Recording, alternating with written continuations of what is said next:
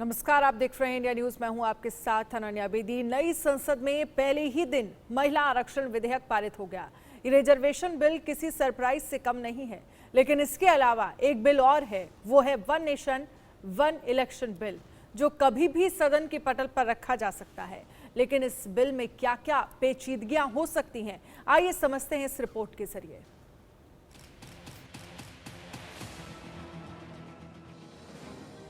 मई 2014 में केंद्र में मोदी सरकार के आने के बाद से ही वन नेशन वन इलेक्शन को बहस छिड़ गई। खुद पीएम मोदी भी कई मौकों पर वन नेशन वन इलेक्शन की वकालत कर चुके हैं। साल 2024 में लोकसभा चुनाव होने जा रहे हैं। ऐसे में देश में वन नेशन वन इलेक्शन को लेकर केंद्र सरकार ने पूर्व राष्ट्रपति रामनाथ कोविंद की अध्यक्षता में हाई लेवल कमेटी का गठन किया है। केंद्र की बनाई ये कमेटी एक देश एक चुनाव के कानूनी पहलुओं पर गौर कर रही है। साथ ही इसके लिए आम लोगों से भी राय ली जा रही है। सरकार ने 18 से 22 सितंबर के बीच संसद का विशेष सत्र भी बुलाया है। कयास लगाए जा रहे हैं कि सरकार इस दौरान संसद में वन नेशन वन इलेक्शन को लेकर बिल पेश करने वाली है। ऐसे में ये समझना जरूरी है कि आखिरकार वन नेशन वन इलेक्शन क्या है। क्या वाकई देश में वन नेशन वन इलेक्शन मुमकिन है? देश में वन नेशन वन इलेक्शन लागू करने की प्रक्रिया क्या होगी? वन नेशन वन इलेक्शन के पक्ष और विपक्ष में क्या तर्क हैं? वन नेशन वन इलेक्शन क्या देश हित में होगा? आइए इसे समझते हैं। वन नेशन वन इलेक्शन का मतलब है पूरे देश में एक साथ लोकसभा और विधानसभा के चुनाव, यानी मतदाता लोकसभा और राज्य की विधानसभाओं को चुनने के लिए एक ही दिन, एक ही समय पर या अलग अलग फेज में वोटिंग कर सकें। दरअसल आजादी के बाद साल 1952, 1957, 1962 और 1967 में लोकसभा और विधानसभा के चुनाव एक साथ होते थे। लेकिन साल 1968 और 1969 में कई विधानसभाओं के समय से पहले भंग होने के बाद 1970 में लोकसभा भी भंग कर दी गई। इस वजह से देश में वन नेशन वन इलेक्शन की परंपरा टूट गई। साल 1983 में चुनाव आयोग ने वन नेशन वन इलेक्शन को लेकर अपनी एनुअल रिपोर्ट में देश में एक साथ चुनाव कराने का सुझाव दिया था।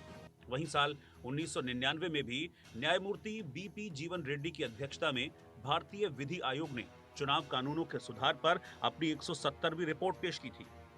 इस रिपोर्ट में इलेक्शन रिफॉर्म्स के तहत एक साथ चुनाव कराने की सिफारिश की गई थी।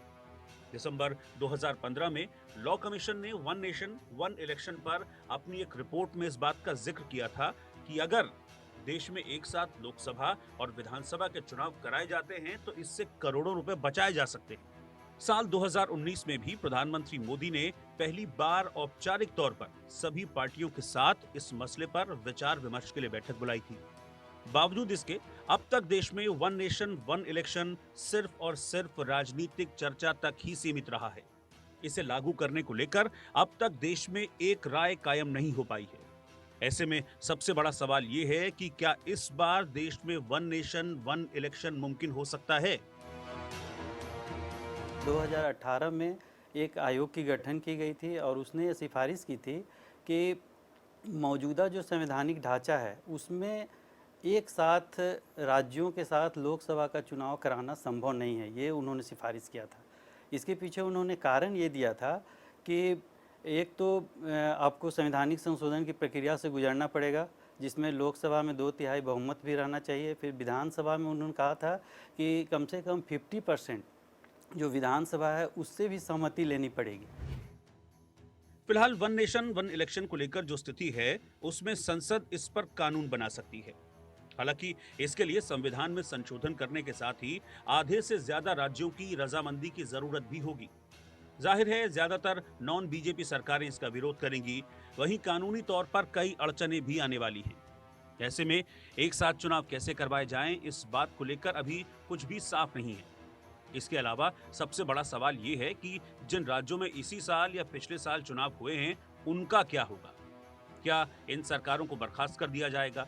देश में वन नेशन वन इलेक्शन को लागू करने की पूरी संवैधानिक प्रक्रिया क्या होगी? आइए इसे भी समझते हैं। हमारे संविधान में जो अभी तक की जो प्रक्रिया है, जो संविधान में नियमावलियाँ है, उस अनुसार तो इन सरकारों को हटाना पड़ेगा। लेकिन हमें लगता है कि ये बहुत जल्दबाजी में हम ये सोच रहे हैं, क्योंकि इसको पूरी तरह से इम्प्लीमेंट करने में साल 2 साल से भी अधिक समय लगेंगे। ये इतना आसान नहीं है कि अभी 6 महीने पहले जो चुनाव हुए उन राज्यों की सरकारें बर्खास्त हो जाएंगी और अप्रैल में वहाँ दोबारा चुनाव होगा। इसके लिए एक बड़ी मतलब लंबे समय तक राज्यों के विधानसभाओं में भी इसके बहस की ज़रूरत होगी और इन सब के आधार पर यह निर्णय लिया जा सकता है। लॉ कमीशन की रिपोर्ट के मुताबिक देश में 2 फेज में चुनाव कराए जा सकते हैं। पहले फेज में लोकसभा के साथ ही कुछ राज्यों के विधानसभा चुनाव करा दिए जाएं और दूसरे फेज में बाकी बचे हुए राज्यों के चुनाव साथ में करवा दें। हालांकि इसके लिए कुछ राज्यों का कार्यकाल बढ़ाना पड़ेगा, तो किसी को समय से पहले ही भंग करना होगा। वहीं बड़ा सवाल एक ये भी है कि अगर लोकसभा और विधानसभा के चुनाव एक साथ हो भी जाते हैं, लेकिन इसके बाद किन्हीं कारणों से लोकसभा या फिर राज्य की विधानसभा समय से पहले भंग हो जाती है, तब क्या होगा? क्या दोबारा चुनाव कराए जाएंगे? ऐसे में स्थिति दोबारा से वही बन जाएगी जो अभी है, यानी कि हम घूम फिर कर फिर से अलग चुनाव की तरफ आ ही जाएंगे। इस स्थिति का क्या विकल्प होगा, हमने ये भी समझने की कोशिश की। देश में 3 ही चुनाव होते हैं। एक लोकसभा का होता है जो डायरेक्ट इलेक्शन होता है, एक राज्यसभा का चुनाव होता है जो इनडायरेक्ट होता है, और एक विधानसभा का डायरेक्ट इलेक्शन होता है, और एक लोकल सेल्फ गवर्नमेंट का डायरेक्ट इलेक्शन होता है। तो मुझे लगता है कि जो आपका सवाल है कि क्या अगर एक साथ ये सारी चीज़ें भंग हो जाए, तो मुझे लगता है कि इस कानून को लागू करने के पहले हमें अपने संविधान में संशोधन करने पड़ेंगे, क्योंकि बिना संशोधन किए हम इस चीज़ को ठीक नहीं कर सकते हैं। जैसे जर्मनी में इस प्रकार का वहाँ पे प्रावधान है कि अगर कोई सरकार मेजॉरिटी से चल रही है और किसी कारणवश भंग होती है, तो उस समय जिस कारण से भंग होता है उसके तहत उस समय 50% जो उनका सदन का संख्या होता है उस आधार पर हम उसको रिप्लेस करके, और उसी समय में उसके लिए फिर नया इलेक्शन नहीं होगा। हम जिस मुद्दे पर सरकार को गिराते हैं उस मुद्दे के आधार पर उसको हम दोबारा बैठा सकते हैं और उसी लिमिटेड टाइम में उसको हम मौका देते हैं, ताकि वो हमारा जो टाइम फ्रेमवर्क है वो बना रहे। वन नेशन वन इलेक्शन को लेकर कई तरह के मतभेद भी हैं। ज्यादातर क्षेत्रीय राजनीतिक पार्टियां इसे लागू करने के पक्ष में नहीं हैं। उनका मानना है कि अगर देश में लोकसभा और विधानसभा के चुनाव एक साथ करवाए जाएंगे तो वोटर स्थानीय मुद्दों की बजाय राष्ट्रीय मुद्दों पर वोट डालेगा। वहीं कुछ पार्टियों का यह भी मानना है कि चुनाव 5 साल में एक बार होंगे तो जनता के प्रति सरकार की जवाबदेही कम हो जाएगी। ऐसे में इन विरोधों के बीच क्या मोदी सरकार इस बार वन नेशन वन इलेक्शन को लागू कर पाएगी? ये एक बड़ा काम भी है और बड़ी चुनौती भी।